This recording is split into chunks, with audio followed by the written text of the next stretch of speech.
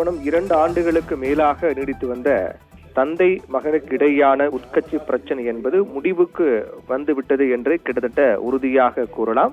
இந்த நிகழ்வுடைய பின்னணி பொறுத்தவரையில் அன்புமணி ராமதாஸ் இறங்கி வந்து தன்னுடைய தந்தையை சந்தித்து இருக்கின்றார் என்றுதான் கூறப்படுகிறது. தொடர்ந்து இருவருக்கு இடையான இந்த சமரச பேச்சுவார்த்தை என்பது அன்புமணியின் சகோதரி கவிதா முன்னெடுத்து வந்தார். இருவரும் இணைந்து செயல்படும், ஒற்றுமையாக இருப்போம் என்று தொடர்ந்து முன்னெடுத்து வந்தார். அதன் விளைவாகவே இந்த சந்திப்பு நடைபெற்றிருப்பதாக பார்க்கப்படுகிறது. அதிலும் இன்றைய தினத்தை பொறுத்தவரையில் பாமக நிறுவனர் ராமதாஸ் சரஸ்வதி தம்பதியினுடைய 61வது ஆண்டு திருமண நாள். இந்த நிகழ்வை அடுத்து தன்னுடைய தந்தையை சந்தித்து ஆசி பெற வேண்டும் என்பதற்காக அன்புமணி ராமதாஸ் தன்னுடைய குடும்பத்துடன் தைலாபுரத்தில் இருக்கக்கூடிய ராமதாஸ் இல்லத்திற்கு சென்றிருக்கிறார். அங்கு அவருடைய குடும்பத்தினருக்கு வரவேற்பு கொடுக்கப்பட்டு உள்ளே அழைத்து சென்றிருக்கிறார்கள்.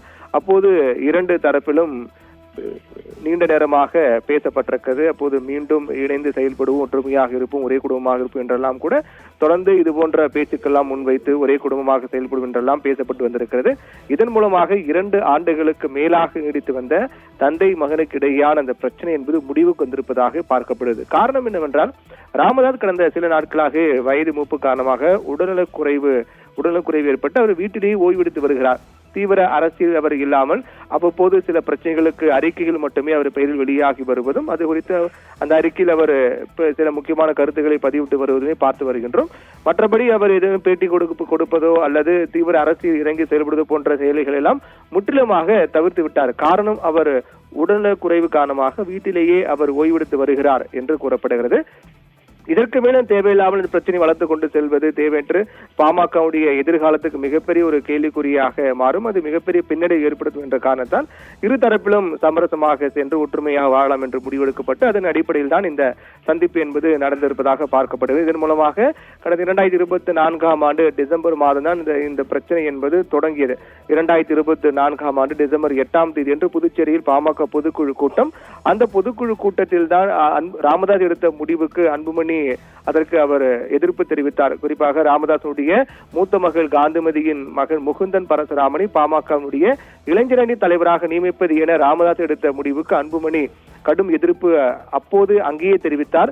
இது மிகப்பெரிய மோதலுடைய தொடக்கமாக பார்க்கப்பட்டது. அதற்கு பிறகு இரு தரப்பிலும் அவ்வப்போது வார்த்தை மோதல் என்பது தீவிரமடைந்தது. அதற்கு பிறகு பாமக 2 தரப்பாக பிரிந்து செயல்பட தொடங்கியது. நிர்வாகிகளை நீக்குவது, புதிய நிர்வாகிகளை நியமிப்பது என மாறி மாறி அவர்கள் செயலாற்றி வந்தார்கள்.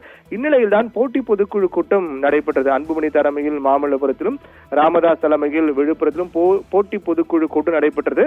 அந்த போட்டி பொதுக்குழு கூட்டத்தில் அன்புமணி தரப்புக்கே அதிக ஆதரவாளர்கள், குறிப்பாக அப்போது அவர்கள் 2021 சட்டமன்ற தேர்தல் மூலமாக 5 சட்டமன்ற உறுப்பினர்களை வைத்திருந்தார்கள் பாமக. அதில் 3 சட்டமன்ற உறுப்பினர்கள் அன்புமணிக்கு ஆதரவாக செயல்பட்டார்கள்.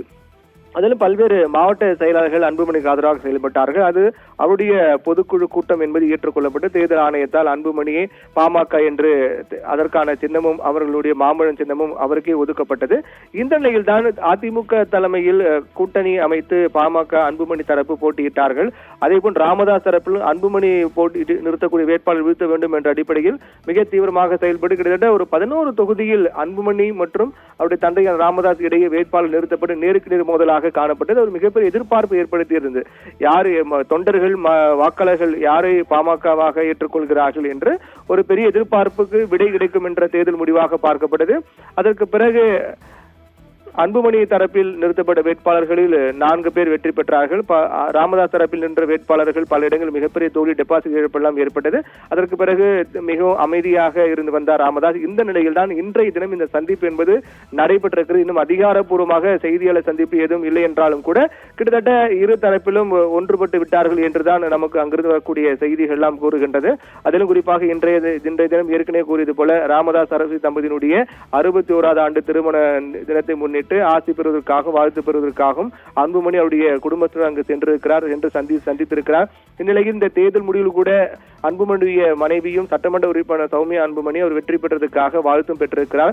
தொடர்ந்து இந்த நிகழ்வை அடுத்து இதற்கு முன்னதாக 2 தரப்பிலும் மிக தீவிரமான வார்த்தை மோதல் முரண் ஏற்பட்ட போது கூட அன்புமணி 2 முறை அவருடைய இல்லத்துக்கு சென்றிருக்கிறார், ராமதாஸ் இல்லத்துக்கு சென்றிருக்கிறார். ஆனால் அப்போது ஒரு முறை மருத்துவமனையில் அனுமதிக்கப்பட்ட போது மருத்துவமனையில் சென்று சந்தித்து வந்தார். அப்போது ராமதாஸ் சந்திக்க மறுப்பு தெரிவித்ததாக கூட கூறப்பட்டது. அதற்கு பிறகு மற்றொரு முறை அவர் அன்புமணி ராமதாஸ் இல்லத்துக்கு சென்று அவருடைய தாயை சந்தித்து அப்போது அங்கு உணவருந்து விட்டு சிறிது நேரம் பேசிவிட்டு எல்லாம் வந்தார். இப்படியாக இருந்த சூழ்நிலையில் தான் இந்த நிலையை அப்படியே தொடர்ந்தால் அது அடுத்தடுத்த கட்டங்களில் பாமகவுக்கு மிகப்பெரிய பின்னடைவு ஏற்படுத்தும் என்ற ஒரு விடயத்தின் அடிப்படையில் தான் இந்த சந்திப்பு நடைபெற்று சமரசம் ஏற்பட்டிருப்பதாகவும் விரைவில் அது தொடர்பான அதிகாரப்பூர்வமாக அறிவிப்பு வெளியாகும். இதன் செய்தியாளர் சந்திப்பின் மூலமாக இதை அன்புமணி ராமதாஸ் உறுதிப்படுத்துவார் என்றுதான் எதிர்பார்க்கப்படுகின்றது.